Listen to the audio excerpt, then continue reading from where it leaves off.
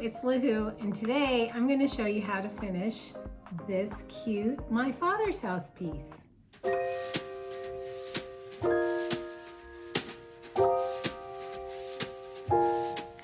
Hi everybody, and welcome to Luhu Stitches. I'm Cyndy Young and I am the designer behind Luhu Stitches.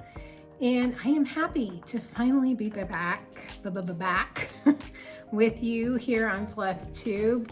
It's been quite an eventful beginning of the year for me. Kind of started out rough. My father fell and he passed away, and that was a difficult way to start the year. But then a couple weeks later, just last week, my granddaughter was born. So I've run the whole gamut of emotions this month, and I'm actually really happy that I have cross stitch to focus on. I don't know, I know everyone has things in their lives that they have to deal with, and I think it's really a blessing to be able to have something to kind of distract you from whatever it is that's going on. For me, that's cross stitch, and I'm super grateful that I've had cross stitch to distract me from all kinds of stuff this month. But also, because I have it, I'm able to focus in on the hard stuff that's going on when I need to. So anyway, I'm happy to be back, and today I want to show you how I finish one of my father's house pieces, how I've been doing it. I had someone reach out to me through Etsy. Excuse me, I've got a little frog in my throat. Asking me about some of the materials that I've been using. It couldn't be simpler. And I thought I would just go through step by step what I do. So the first thing, first of all, that will be a transition right here.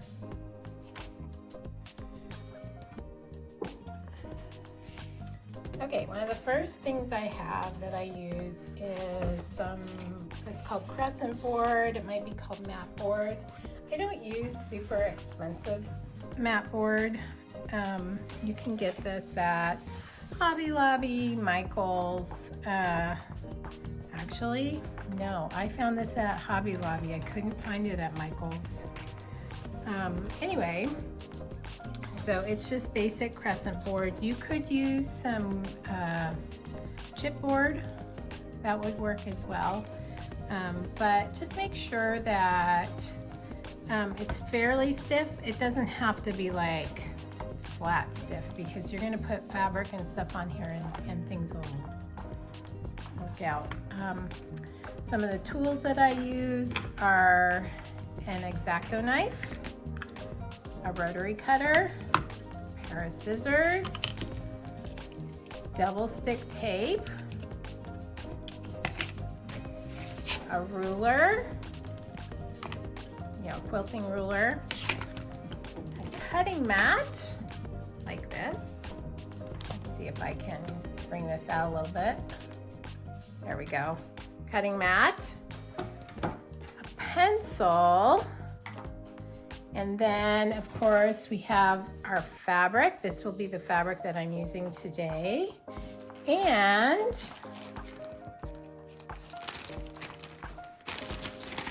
our stitched piece. So I'm working on April. This is your big sneak peek. This is a Nashville sneak peek. I'm not showing any others in this video, but I am in this, but you'll get to see this one. So here is April. I forgot one item. I'm gonna pause and go get that.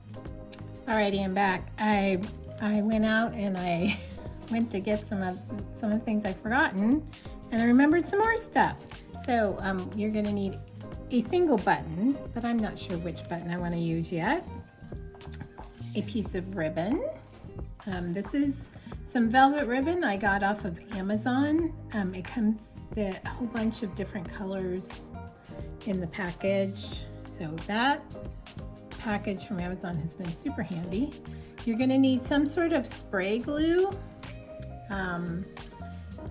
This is the spray glue that I like to use, but it's really not different than any other spray glue. And then you'll need some warm and natural batting. Let's see, I got that. Oh, and you will need some little Velcro patches. And you'll see why in a little while, why you'll need that. Okay, I think that's everything. So we're gonna start with, we're actually gonna start with ironing our piece. So I am going to move the camera over to my ironing. Hopefully you're not getting nauseated in the process. Let's see here. We're gonna turn that. There we go.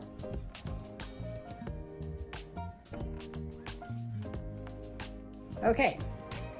Of course, I had my iron all set. So you can tell that this linen, which is just raw cashel linen, 28 count, is pretty curled up and looking a little rough. The stitching, however, looks fantastic, and that's done by my model stitcher, Catherine Velarde. Okay, so we're going to start with ironing. I turn it upside down. You can use a terry cloth towel. This is a little, I don't even know what they call it, but it's meant for ironing needlework, and my mom got it. I don't know what it's called, but it's awesome. Okay, so let's just start ironing. I'm not pressing down super hard, but it is good to have a nice hot iron because it's linen. Okay, I'm gonna give this a couple squirts. I have water in my iron. I don't usually squirt right on top of the stitching. I go around the edges because it's usually where I want things to be ironed first.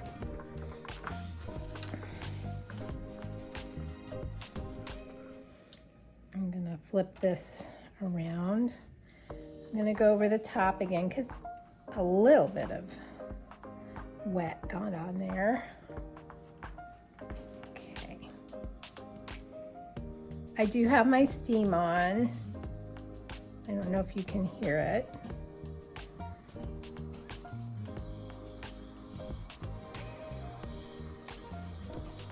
All right. Okay.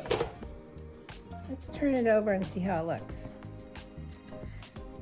For some reason, I've got like this funny little divot there. Okay, I don't normally squirt, but in this case, I'm gonna squirt because what will happen is when I squirt it, of course, those fibers will get wet, and then the heat will tighten the fibers up as they dry and shrink them, and hopefully this will return its shape, you know, kind of, so it doesn't look like I've got a strange hole in the middle of my stitching. And that's kind of the thing with linen though. It's a loose weave, so it's easy to have it become misshapen. And I don't know if you can see it, but I can. I think I've got that hole out of there. Maybe just barely still see it, but it's okay. Alrighty, so I'm gonna pause and not make you nauseated. All right, I'm back. Now let's move some of these things out of the way. And we're gonna trim our piece. I'm going to trim just 1 inch around the stitching. So there we go. And the way I do that is I leave my stitching face up. I get my ruler out, and I'm actually going to start on these ends first.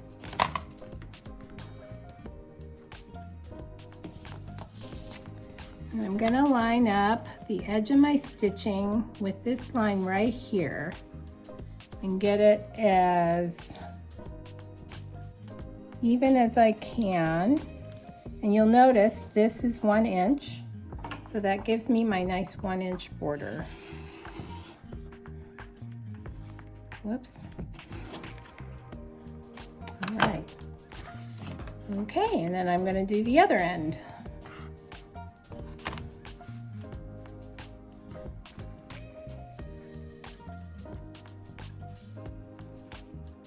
It's a little tricky. Okay. It does help like on the corner if you also measure up to the corner. That way you're mostly straight.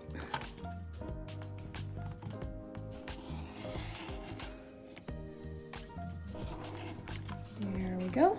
All right, now we can do those long edges. I'm going to do the same thing. And this is, I believe it's 7.5 inches. Yeah, 7.5. So I can line up with the 1/2 inch mark down here and the 1 inch mark corner up here. And this is where it gets kind of tricky, or I think it does anyway. And we got it pretty well. We're just gonna, this doesn't have to be like super perfect because you're going to be folding this over, but it helps just kind of keep things on the up and up, I guess you'd say. All right, I'm going to line up on these corners because I don't really have any stitching along here to line up with, so I'm using my 1/2 inch mark right here and my corner over here. And I'm totally on the wrong thing. See, that's so always check twice, cut once. Is that how the saying goes? Alrighty, get that last little edge off. Now, you'll notice that there was not a lot of border on this. Typically, you know, it's recommended that you have a 2 to 3 inch border when you're stitching.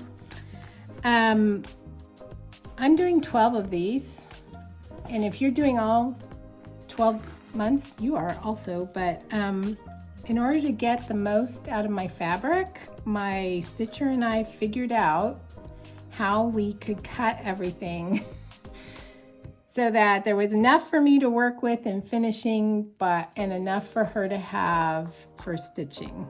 So it was, we went back and forth on that. That was tricky. Okay, so we have the stitching all ready to go. We're gonna put that aside, and I've pre-marked sorry about that, piece I want for this. And I need my metal ruler, so hold on. Well, I have a metal ruler.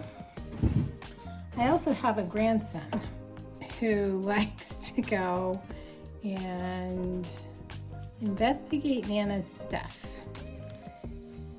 And I think the metal ruler is kind of thin and it makes that cool whippy sound. Anyway, so this piece is measured at 8 3/4 inches. Okay, hold on a second. Oh yeah, that's right. Okay, so this is 8.5 inches long. I'll show you. 8.5 this way, and 3 1/4 this way, the short end. So I have marked out an 8 3/4 inch block by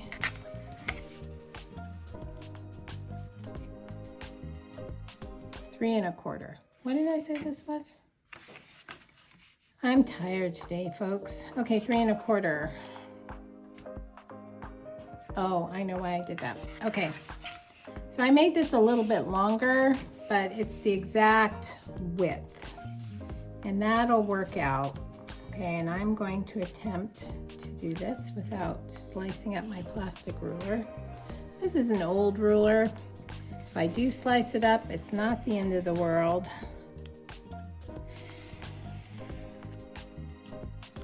But it usually takes 3 or 4 passes, and then I can feel it pop through to the cutting surface. Okay.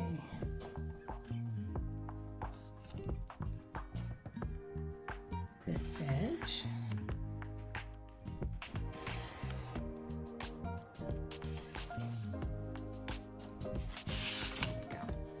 All right, so we've got our first board cut. Now, let's cut the board. Here's our January piece, this backing board. It is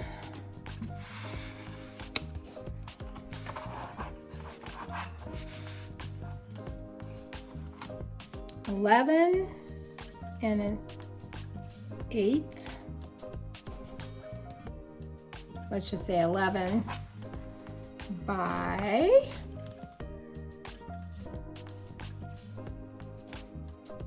5 and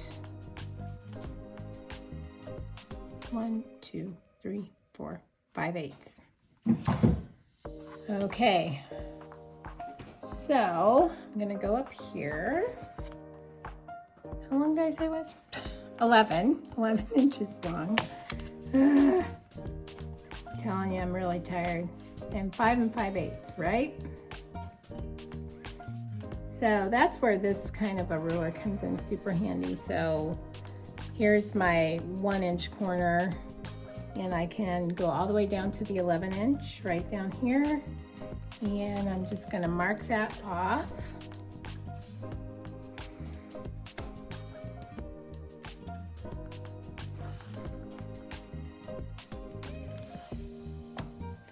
And then we'll cut it.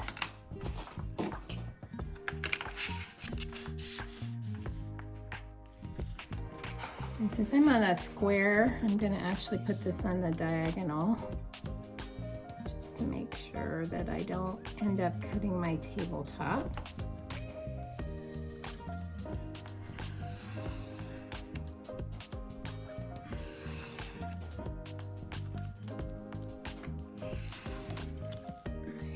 We got it. There we go.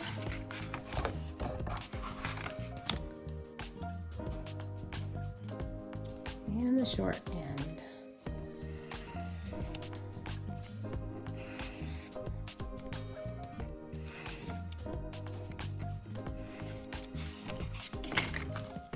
All right, I've got my 2 boards. This will be for my backing fabric, and this will be for my stitching. And if you can see how it fits on there nicely. All right, the next step, and I'll have to go outside for this real quick. It's snowing. Is I'm going to spray a light coat on this piece over this, and then I'll show you what we do next. All right, I have my tacky board, and it stays tacky for a while, so you have some time to work. And then I cut a piece of the warm and natural batting, and I'm gonna at least line up one corner here, just like that, and just tack it on down. Easy peasy rice and cheesy. All right, and then I'm gonna go ahead and trim off the excess.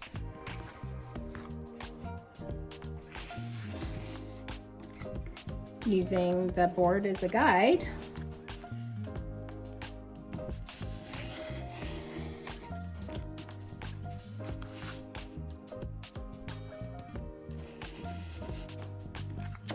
Okay, and now actually for the fun part. I was going to say the tricky part, but it's really not that tricky.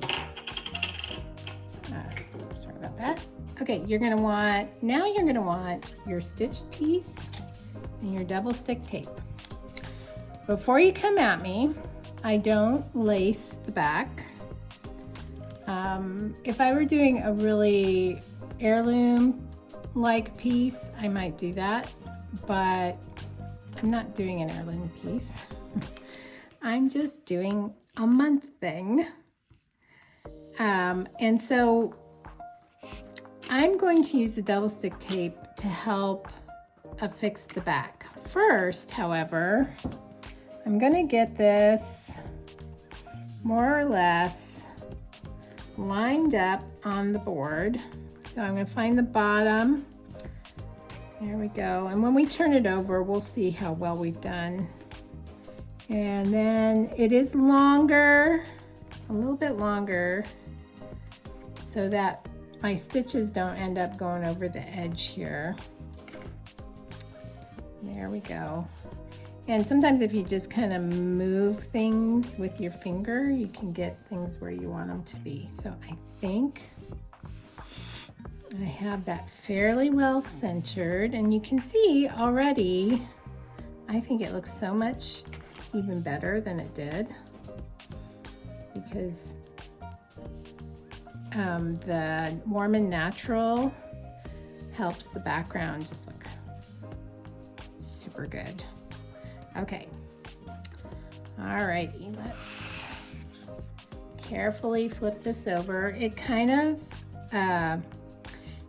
sticks because it's sort of like a flannel board. Anyway, all right, we're gonna miter the corners. So the first thing I do, oh, of course I grabbed the one that hasn't been started yet. So let's pull this off like that. Alrighty. Okay, we're gonna start with the corners.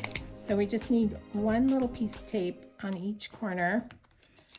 And this is where having nails comes in handy, because you can kind of go eek, eek, eek, like that.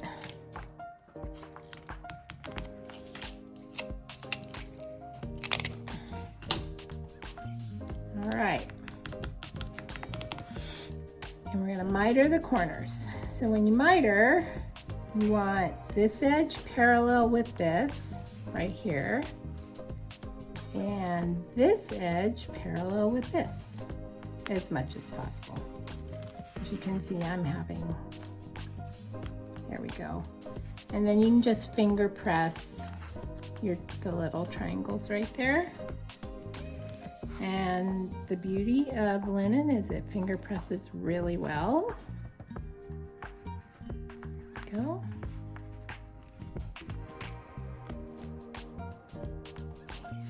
I'm not pulling real hard on this corner because I don't want the corner of the board to come popping through. There. Oops. Let's do that one again. There we go.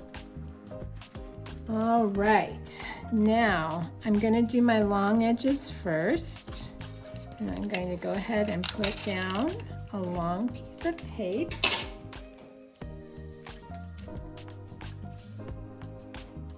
Just like so. Use my finger to make it stick. And then I'm going to very gently, starting at the middle, just fold it over. I'm not pulling, but I'm making sure that the fabric is somewhat snug against the board. And over like that.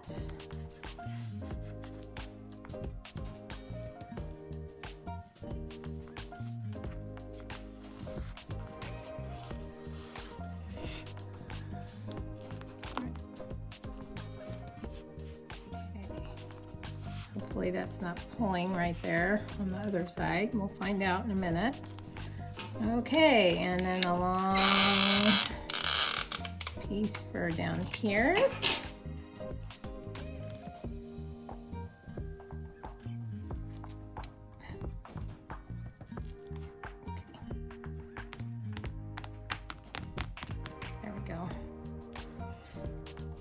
Okay, and I'm going to do the same thing. Actually, I'm going to spin it around because it's just a little easier to do it this way than the other, than up. I don't know why.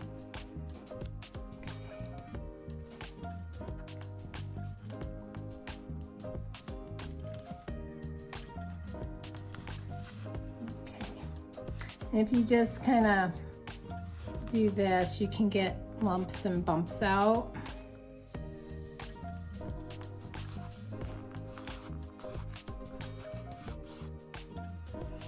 Alrighty, now we're going to take a look. Not bad. So now I can kind of do some of this business. And see what happens right here is I've got a little lump of fabric, and I can lift it and gently pull it. Okay, let's see here. Got one right here.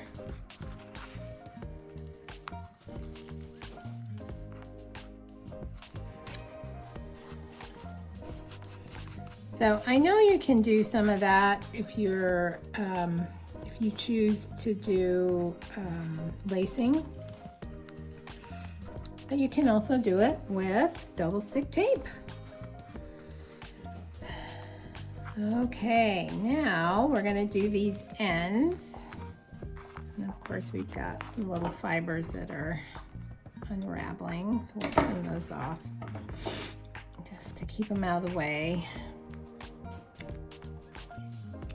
All right.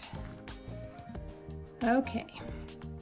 So one more piece of tape on this end. This probably is a little more challenging because you have this other layer of fabric right here, but it'll all work out. Okay, here we go. Over we go.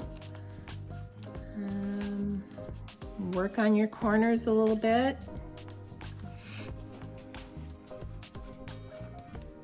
There we go. And we are going to add some big rickrack. I forgot to show you that as one of the supplies. And some of this will work its way. It won't be so noticeable. There we go. Okay. Not too bad. These are not awesome, but one thing I've done is I have like taken and maybe put a little glue there, or just a real quick whip stitch on the corner just to bring it together so you don't get those lumpy corners. Lint everywhere, or unravels everywhere. Alrighty.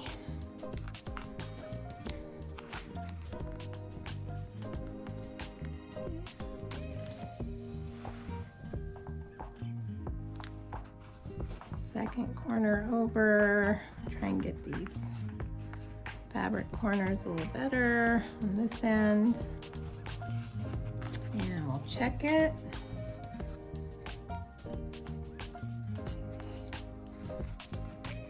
Alrighty, and there we go. I think I will pause this and go ahead and do a little whip stitch right here just to finish that off. Okay, I am on my last corner here, and I thought I'd just show you what I do. I start down here, and I'm using gray thread. It kind of blends in with everything, and I'm just whip stitching about 2 or 3, maybe 4 stitches. That, and then I'm going to go down here so I can put the knot down here so I don't have any tails showing up. And voila, my mitered corners look so much better on this side. Okay, so we are done mounting the stitching, and we're going to move on to the fabric. And you could do this one of two ways. Sometimes I do the spray glue on here, and sometimes I don't. I think for the striped one, I did not, because I knew it was going to need to be really workable, because all these stripes are going to have to be, you know, level, parallel to the edges. I actually don't think I've done it on any, but you could. I'm not going to. All right, so I have a fat quarter here. This is American Jane Patterns by Cyndy for Moda, if you're curious. Oh, Snippets. Snippets by American Jane Patterns, Cyndy for Moda. Moda Fabrics.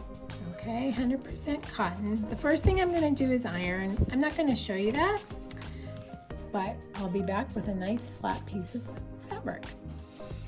All right, I have my fabric ironed and ready to go.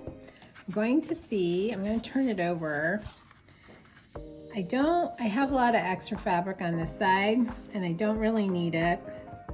So I'm gonna this is gonna be some real rough cutting. This is probably 1.5 inches of fabric. So that's about what I want on all 4 sides. So I'm gonna do some quick trimming. Let's see if that's 1.5 inches. Hey, I was right. 1.5 inches. The older I get, the better I get at eyeballing stuff. So there we go with that. And then I'm gonna just do this. And this is such a cool mat. You can spin it. It was something my mom had. Alrighty, now the tricky part is the fabric is longer than my ruler, so I'm just gonna do it in 2 parts, ever so carefully, and hope we come out all right. And we did. Yippee! Alrighty. Now, I'm going to turn this over so that the right side of my board is up against the wrong side of my fabric, and when I am finished, this is what I will see. Now, this is not directional particularly, so easy peasy rice and cheesy. And I'm gonna do the exact same thing on here as I did on the stitched piece. And I'm gonna start with my mitered corners first. Now, the beauty of just a simple cotton fabric is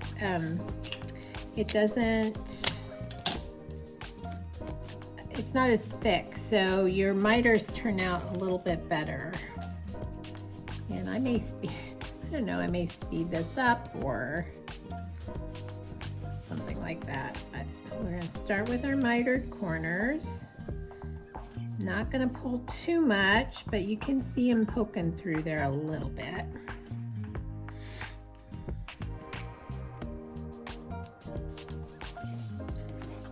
Isn't that nice? You just put it there and voila. Quick finger press. All right, and we're ready to do the next bit.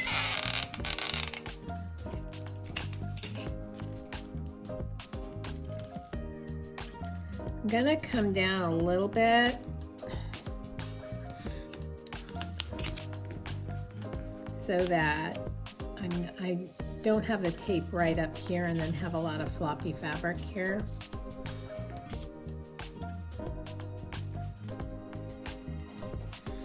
There we go.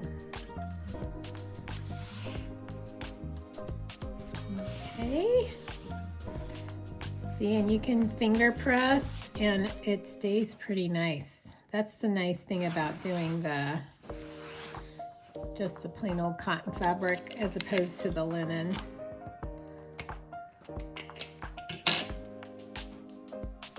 Alrighty.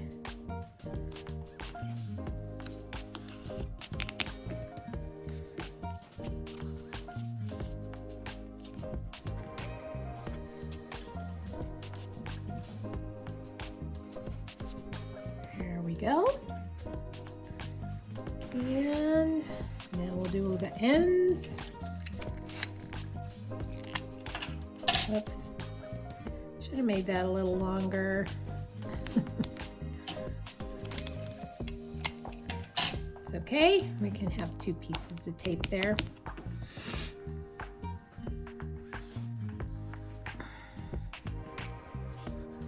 There we go. And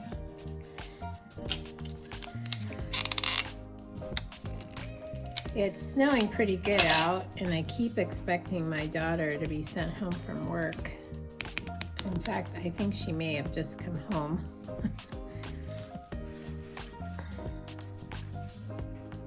Okay, there we go. Look at how easy that is. Now we're not done. I'm gonna pull out my rickrack for you. Alrighty, so here is my decorative trim rickrack. It's chunky. I'd say, judging from the label, probably got it at Hobby Lobby. And here's how you get all of your rickrack to look nice on the front. Instead of going around and then trying to make a corner, you just cut pieces. I learned this from Vanna Pfeiffer on her YouTube channel. And anyway, so you want to trim where the low part of the rickrack is. So I'm going to trim it right here. And there's my rickrack for the side. And then I'm going to, when I glue it down, and wait until you see what I'm gluing it with, I'm going to make sure that this is about even. I don't know if you can see that. Even with the top of the board right there. Okay, so now I'm going to cut another piece to go down here like this. And actually, I'm going to do this because I don't know if you can tell, but there's like a curve to the rickrack. There's like a concave side to it, which I'm going to use as the back. So there's like a, I guess what you might say, a grain to the rickrack, and so it's going to lay better depending on how you manipulate that grain. So I'm going to leave stuff where I want it so that when I go to glue it down, it's the right stuff. All right, do that here.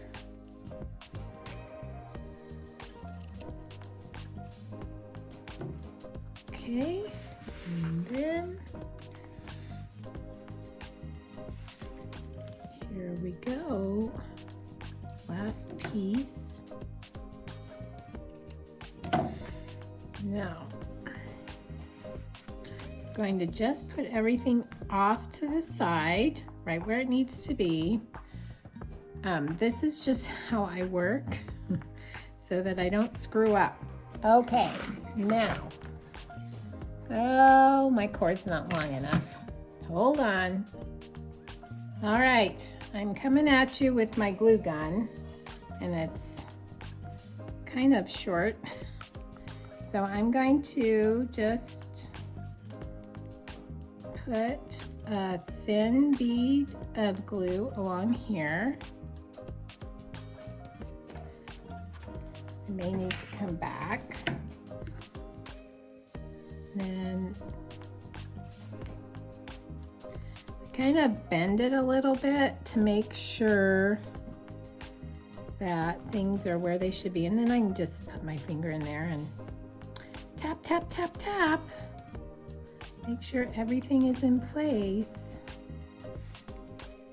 Now, just in order so that you can't see that, I'm gonna trim it back just a little bit, like so. Oh, the joys of working with glue.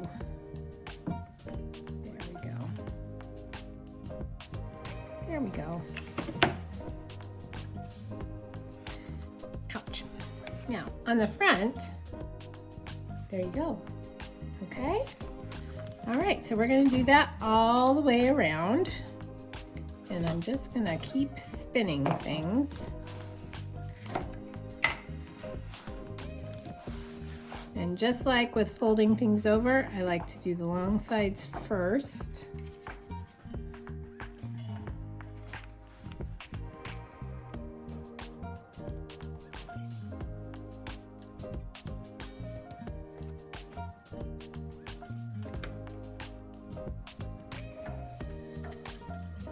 There we go.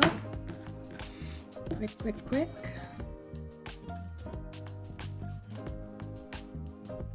Ow, ow, ow, ow, ow, ow, ow, ow, ow, ow. Let me get this. Oh my goodness, look at my fingers. Ouch. This isn't the first time I burned my fingers with hot glue, and I'm sure it won't be the last.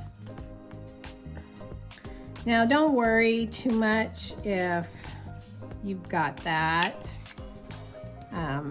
Because in a minute, you'll see why. Oh, the worst part is the stringies. And then I always worry about my nails getting like melty or something. It's never happened, but I mean, these are my own nails with gel on them. I don't know. Silly me, silly, silly. Okay. See? Now, there we go. All right, we're okay. There we go. I think I'm actually gonna work down here first. There we go.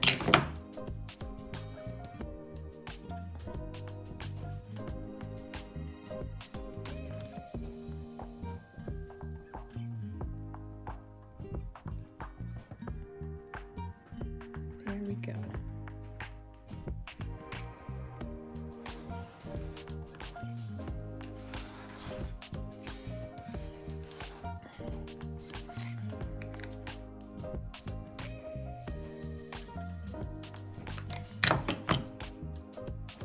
Alrighty. Ow, ow, ow, ow, ow, ow, ow. Ow. Oh, jeez. Okay, the only drawback to this quick and easy way of doing it is hot glue is painful. Okay. All right, so let me see. Things should be fairly dry, but there you have it. See? There you go. Okay, now, how do we get this to be on here? Well, guess what?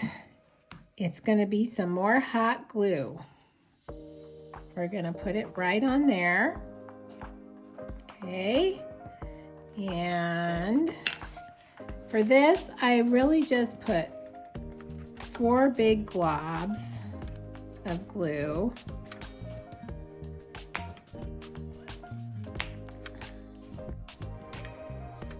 There we go. And then I eyeball it.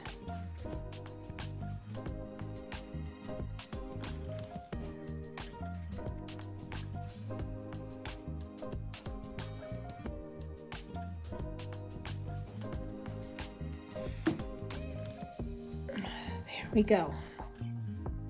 Still warm on those corners, so it should have glued down. Now, something you could do is instead of using cloth here, you could use scrapbooking paper, and just using your spray adhesive, put your scrapbooking paper on here, and then when you glue this down, you have a different kind of bond, I guess you would say. But I started with fabric, and so I'm going to continue with fabric. Alrighty, so now we're ready for the final trim, and I have this cute piece of ribbon, this pretty velvet ribbon, and I'm just gonna make a little bow like this and put, oh, where did it go? There they are. Going to put one of these little silicone rubber bands around it, and you're gonna say, but the silicone, the hot glue. Yeah, it does, but it's manageable. Of course, now I've done it 3 other times for, January, February, March, and it's worked out fine, but watch, this time it won't. Okay, so I make this little bow like this. Now, I did use satin on the January bow, and I just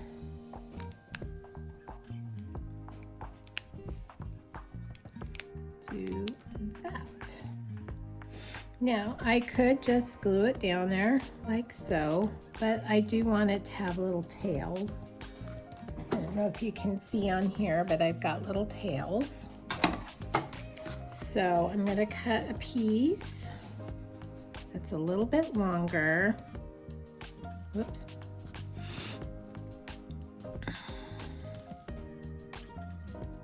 Maybe like that. And then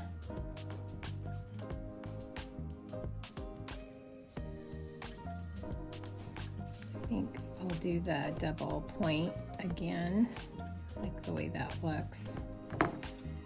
So you just trim it back like that, and you get a double point.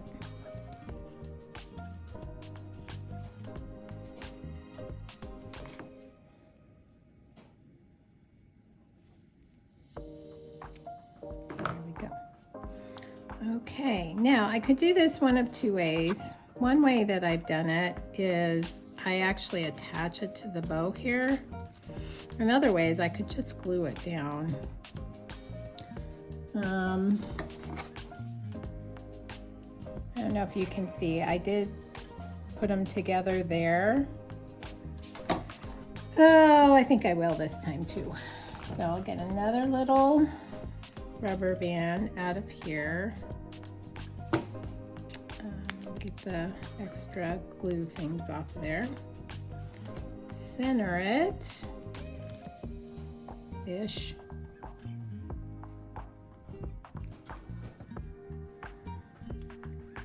And put the rubber band around it. And there you go. You've got an easy bow. Now, I don't want to see the silly little rubber bands on here. So I've got some buttons to choose from. I could put, this little purple one, kind of purple on purple, but I think I would like something more contrasting. So I have a few green. There's that green. There's this green. Oh gosh. There's a dark green.